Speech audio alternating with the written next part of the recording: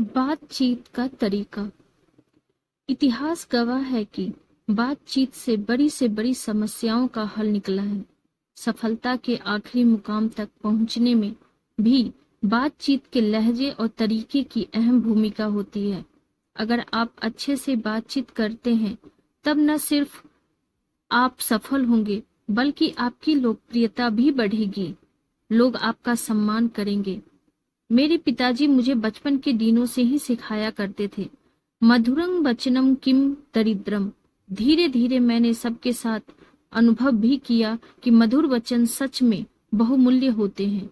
इसीलिए आपको हमेशा याद रखना चाहिए कि तमाम प्रयासों के बावजूद आप सफल नहीं हो सकते हैं जब तक कि आप अच्छे तरीके से बातचीत करना नहीं सीख जाते हैं। अगर आप गौर करेंगे, तब आपको पता चलेगा कि हर सफल व्यक्ति जिससे आपकी मुलाकात हुई है, उसकी बातचीत करने का तरीका बहुत ही अच्छा और सौम्य है। सबसे पहली बात है कि आप जिससे भी बात कर रहे हों, उसका आदर करना सीखें। संभव है कि व्यक्ति में कुछ खामियां भी हो, फिर भी आप उसमें निहित गुणों के आधार पर ही उससे बातें करें। बातचीत के दरमियान कभी भी उसकी कमियों पर फोकस नहीं करें। और सबसे बड़ी बात है कि किसी के पहनावे और खान पान के आधार पर व्यक्ति के बारे में अपनी राय बनाकर कभी भी बातचीत न करें। आप मौके की तलाश में रहें कि कैसे बातों बातों में आप सामने वाले व्यक्ति की तारीफ करके उसकी हौसला अफजाई कर सकते हैं। हमेशा ध्यान रखें कि आपकी कुछ अच्छी पंक्तियां बहुत अच्छे प्रभाव छोड़ सकती है।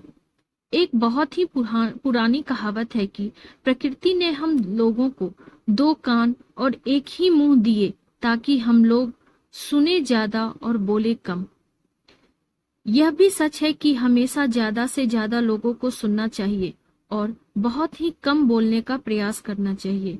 इस बात का हमेशा ख्याल रखें कि कई बार बिना जरूरत से ज्यादा बोलने से इंसान की गरिमा कम होती है।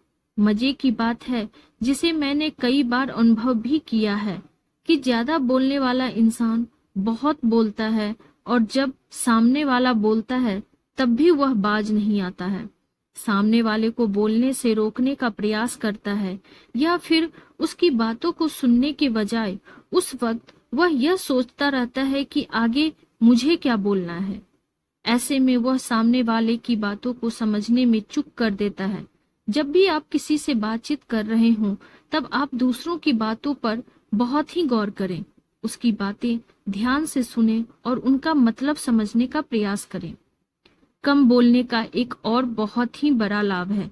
जब आप कम बोलने और ज्यादा सुनने का प्रयास करते हैं, तब व्यक्ति के चेहरे को पढ़ने और उसकी बॉडी लैंग्वेज समझने का मौका मिलता है, जिससे उस व्यक्ति के बारे में आपकी समझ बढ़ती है।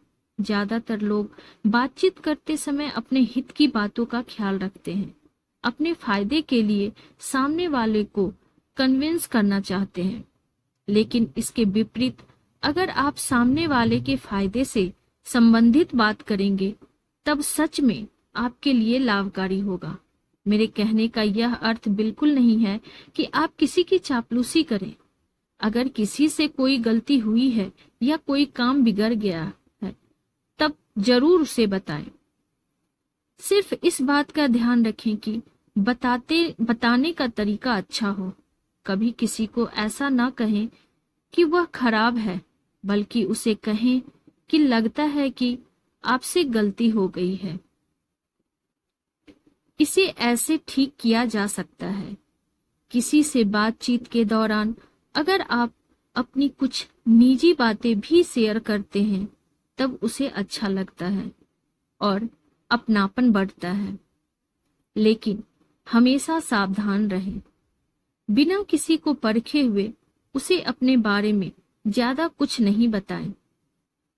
कभी भी संदिग्ध व्यक्ति से अपनी भविष्य की योजनाओं के बारे में बात ना करें।